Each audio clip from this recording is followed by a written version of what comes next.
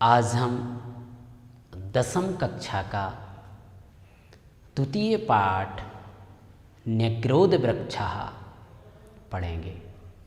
बच्चों, सर्वप्रथमम तो हम सबसे पहले तो हम न्यग्रोध वृक्षः का अर्थ होता है बरगद का पेड़। तो प्रकृति एव पर्यावरणम अस्ति, प्रकृति ही पर्यावरण है। तस्याः असंतुलनमेव पर्यावरणस्य विनाश कारण। इसका जब असंतुलन होता है वही एक विनाश का सबसे प्रमुख कारण होता है। पर्यावरण शब्दः परि प्लस आवरणम पर्यावरणम, जो चारों तरफ से ढका हुआ हो उसी को हम पर्यावरण कहते हैं। इत्यनयोः पदयोः मिलित्वा सम्मेलनेन निष्पन्नः भवति पर्यावरणम। परि धन आवरण, इन दोनों शब्दों को मिलकर पर्यावरण शब्द बना। अस्यार्थः, इसका अर्थ है अस्मान परितः स्थितम, हमारे चारों ओर, आवरणम एवं पर्यावरणम, पर्यावरण रक्षणेन, पर्यावरण के रक्षण से अस्मान उत्पन्ना या समस्या, हम पर्यावरण का संरक्षण नहीं करते उससे उत्पन्न ही जो समस्या है वह है ओजोन परत। इत्यस्य क्षरणम एका प्रमुखा समस्या, पर्यावरण का हमने संरक्षण नहीं किया, संवर्धन नहीं किया, उसी का एक मुख्य कारण है ओजोन परत। अस्याः प्रमुखम कारणम, और इसका प्रमुख कारण है वनाना नाम व्यापक रूपेण नाशा, वनों का हमने बहुत बड़े रूप में नाश किया है। संस्कृत साहित्य तो प्राचीन कालाद एवं, संस्कृत साहित्य में तो प्राचीन काल से ही पर्यावरण संरक्षण प्रति जागरूकता दृश्यते, पर्यावरण संरक्षण के प्रति जागरूकता बताई गई है। अत्र एतम विषयम, इसी विषय को लेकर अवलंब्य लेकर ऐसा कथा प्रस्तुता, यह कथा यहाँ पर बताई गई है। कस्मिंश्चित् ग्रामे एकाः प्राचीनाः विशालाः च न्यग्रोध वृक्षाः आसीत्। किसी गांव में कोई एक विशाल न्यग्रोध वृक्ष था। कोई गांव में बहुत बड़ा बरगद का पेड़ था। सह पशु पक्षिभ्यः बहुविधेभ्यः, वह वृक्ष पशुओं के लिए, पक्षियों के लिए, बहुविधेभ्यः जीव जंतुभ्यः, और जीव जंतुओं के लिए, मनुष्येभ्यः, और मनुष्य के लिए अपि नित्यम बहु उपकारकाः आसीत्, सभी के लिए बहुत ही उपकारक था। पथिकाः तस्य वृक्षस्य, राहगीर उस वृक्ष के छायायाम पाथेयम, उस वृक्ष की छाया में बैठकर, जो घर से भोजन लेकर चलते हैं उस वृक्ष के नीचे बैठकर उस भोजन को करते थे। भक्षयित्वा मार्गायासम परिहरन्ति स्म, भोजन करके फिर आगे बढ़ जाते थे। पशवाः छायार्थम, और पशु उस वृक्ष की छाया में वृक्षमिमं आश्रयन्ति, या उस वृक्ष की छाया में अपना आश्रय लेते थे। पक्षिणाः तस्य शाखासु नीडानि विरच्च, और पक्षी उस वृक्ष की शाखा में रहते थे। नीडानी घोंसला बनाकर रहते थे। सर्पाश्च तत्रेषु, और सर्प भी उस वृक्ष के वाल्मीकेषु, बामी बनाकर वासम कुर्वन्ति स्म, उस वृक्ष के पास, वृक्ष में बामी बनाकर, सर्प के रहने का स्थान बनाकर उस वृक्ष के पास रहता था। एवं सह वृक्षः, इसी तरह, सह मतलब वह वृक्षः सर्वप्रिया, इसी कारण से वह वृक्ष सभी के लिए बहुत प्रिय था, सर्वहितकारी और सभी के लिए बहुत ही हितकारी, सर्वापेक्षितः च आसीत् और सभी के लिए अपेक्षित था। तस्य न्यग्रोध वृक्षस्य शाखायाम, उसी न्यग्रोध वृक्ष की शाखा में कोई एकः काकः बहुकालात् वसन्नासीत्, एक कौआ बहुत समय से उस वृक्ष की शाखा पर रहता था। कस्मिंश्चित् दिने, किसी दिन, सह वायसः, वायसः मतलब कौआ, वह काकः, किसी दिन वह वायसा किमपि स्मरन् इतः तथा, कुछ विचार करके, यहाँ वहाँ देखकर, अत्र तत्र देखकर, यहाँ वहाँ देखकर, एवं उच्चई, और जोर से बोलने लगा, अरटत बोलने लगा, हे बांधव श्रूयताम में बचा, अरे मित्रों मेरी वाणी को सुनो, मेरे वचनों को सुनो। अहम अस्मिन् वृक्षे चिरात् वसामि, मैं इस वृक्ष पर बहुत समय से रहता हूँ। अतः अस्योपरि ममैव अधिकारा, इसलिए इस वृक्ष पर मेरा ही अधिकार है, क्योंकि मैं बहुत समय से इस वृक्ष पर रह रहा हूँ, इसीलिए इस पर मेरा ही अधिकार है। वर्तते अयम मदीयः वृक्षा, इसीलिए यह वृक्ष मेरा है। इति काकस्य ध्वनि, जैसे ही उसने कहा उसी क्षण कौए की ध्वनि चारों ओर गुंजायमान हुई, गूंजने लगी। अंतरिक्षम अस्पर्शत, उसकी वाणी अंतरिक्ष में गूंजने लगी।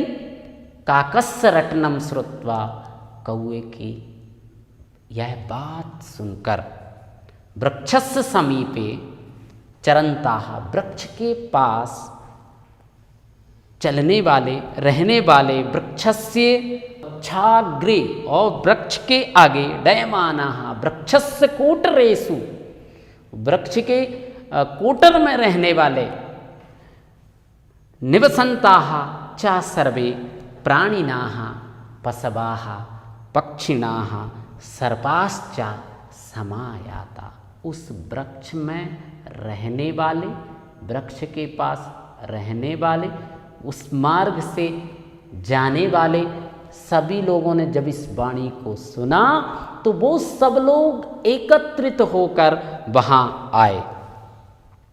तो जैसे ही सब आते हैं, तेसाम मध्य प्रथम, उनमें सबसे पहले सर्पः फटाटोपम कुर्बन, सर्प अपना फन फैलाते हुए अकुर्बन नवेदयत बोलता है।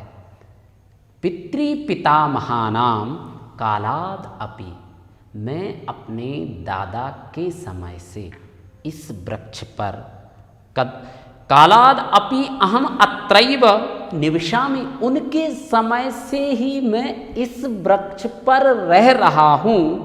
अतोयम वृक्षः मदीय, इसलिए यह वृक्ष मेरा होना चाहिए। इति ततः शाखातः शाखांतरम, शाखा पे शाखा के अंदर, चंक्रम एकः कीटः, एक कीट प्रत्यावदत, उसमें रहने वाले कीट पतंग जो हैं बोलते हैं, मदीयै अर्भाकैः सार्धम अहं बहु वर्ष, मैं अपने परिवार के साथ बहुत समय से अत्रैव उषितवानस्मि, मैं अपने परिवार के साथ बहुत समय से इस वृक्ष पर रह रहा हूँ। अतोयम वृक्षः ममैव, इसलिए यह वृक्ष मेरा है। अनंतरम शुकः अस्य वृक्षस्य फलानि खादन् जन्मतः अहम अत्रैव वर्तते, वहीं पर फिर शुक आता है, तोता आता है और कहता है कि मैं भी बहुत समय से इस वृक्ष के फल खाकर इतना बड़ा हुआ हूँ। अहम अत्रैव वर्तते, रह रहा हूँ, ना अहम इमं द्रुमं परित्यक्तुम इच्छामि, मैं इस वृक्ष को छोड़कर नहीं जा सकता।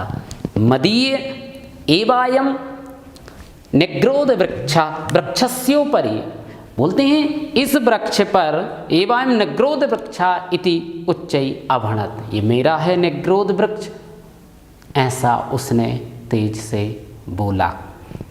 ततश्चा तत्रत्याः अपरिमिताः, उसके बाद वहाँ पर क्रमयाः कीटाश्च, कीट पतंग, अयम तरु अस्मदीय एव, यह वृक्ष मेरा है, इत्युक्त्या वृक्षस्योपरि, ऐसा बोलकर उस वृक्ष के ऊपर स्वम स्वम अधिकारम, अपना अपना आधिपत्य, अपना अपना अधिकार घोषयन, जताने लगे, कहने लगे इस वृक्ष पर हमारा अधिकार है।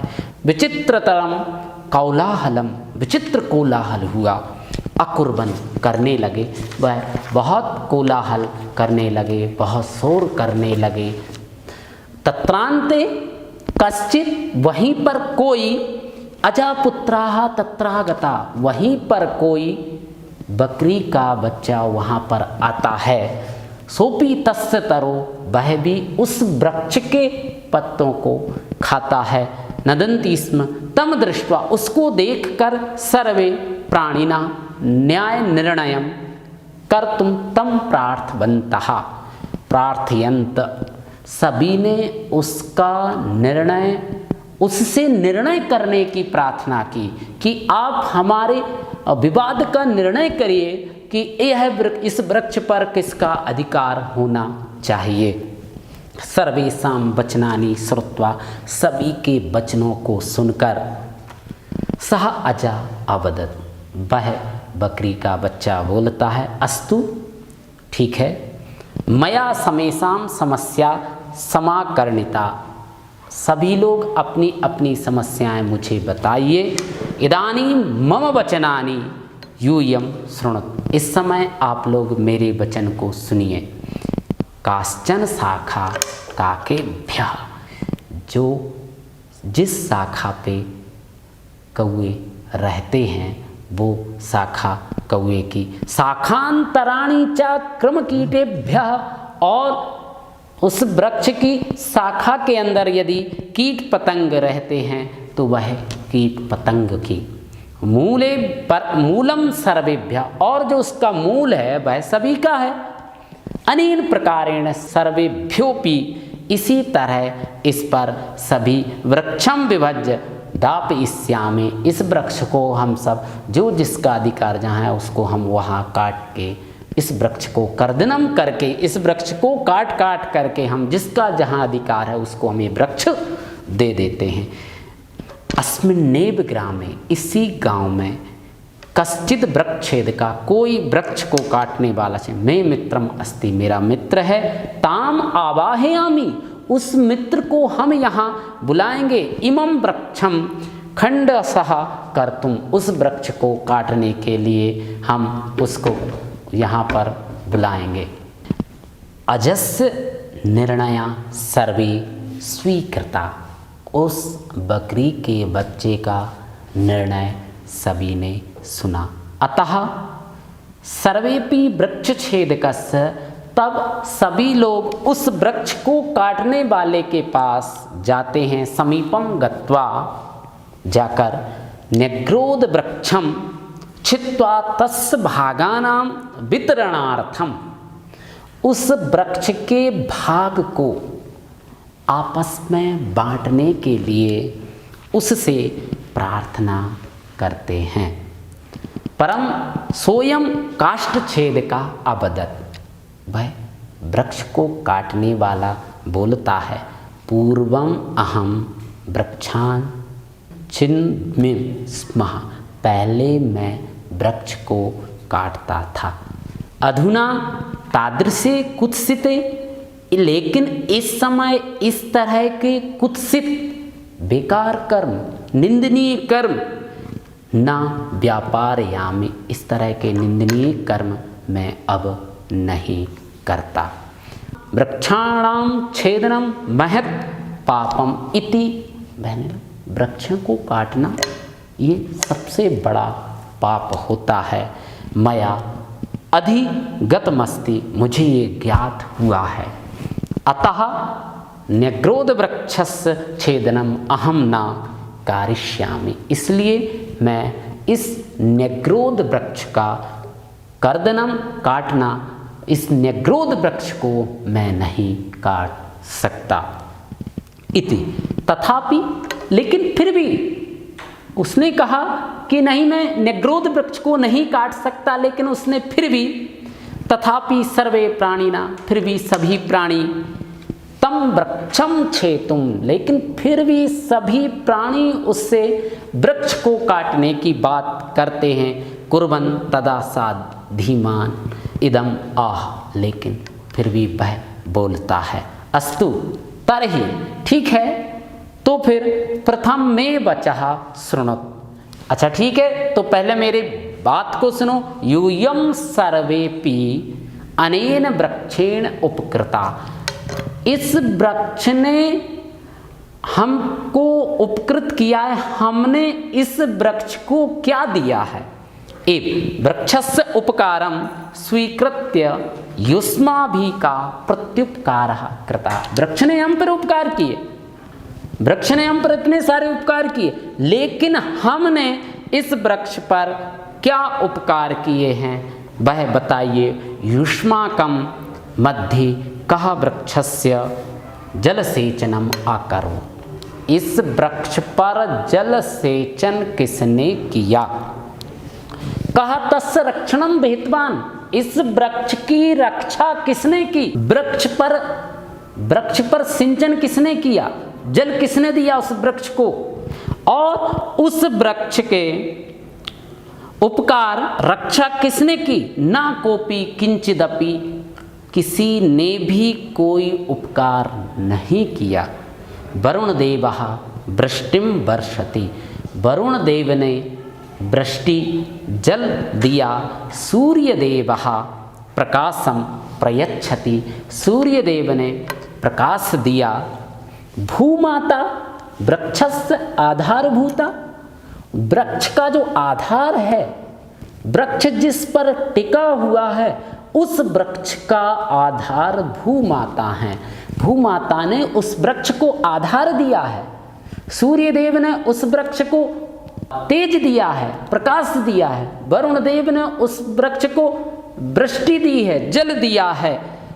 वायु अनिलम ददातु, और वायु देव ने उसको वृद्धि की है।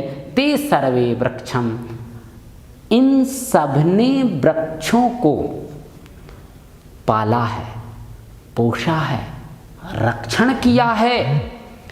तेना कदापि मम अधिकारः वर्तते, इस तरह से उन्होंने कभी भी अपना स्वामित्व या अपना अधिकार नहीं बताया, जिस तरह से आप अपना स्वामित्व या अपना अधिकार बता रहे हैं। ते सर्वे परोपकारिणा, वह सब परापकारिणः, परम यूयम सर्वे, लेकिन हम सब परापकारिणः, वो सब परोपकारी हैं, लेकिन हम, बल्कि वृक्ष ने ही हम पर उपकार किए हैं। वृक्षस्य सहायम स्वीकृत तमेव नाशितुम, जिसने हमें आश्रय दिया, हम उसी के नाश के बारे में सोच रहे हैं, उसी के विनाश के बारे में सोच रहे हैं। जिसने हमें आश्रय दिया, नाशयितुम कृत संकल्पा, और हमने ये संकल्प ले लिया कि हम जिस पर रहते हैं हम उसी को ही काटने की प्रयत्न कर रहे हैं। यूयम आश्रय में नाश्य, हमने अपना आश्रय ही मिटाना चाहते हैं। अस्मिन् वृक्षे छिन्ने सति यूयम कुत्र गमिष्यथ, इस वृक्ष को यदि हम काट देंगे, इस वृक्ष को यदि हम नष्ट कर देंगे, तो तुम सब लोग किस जगह जाओगे। इस तरह से वृक्ष छेद कहा ने उनको बताया। तब सर्वमिदं श्रुत्वा, सभी लोगों ने इस बात को सुनकर पशु पक्षिणः आम।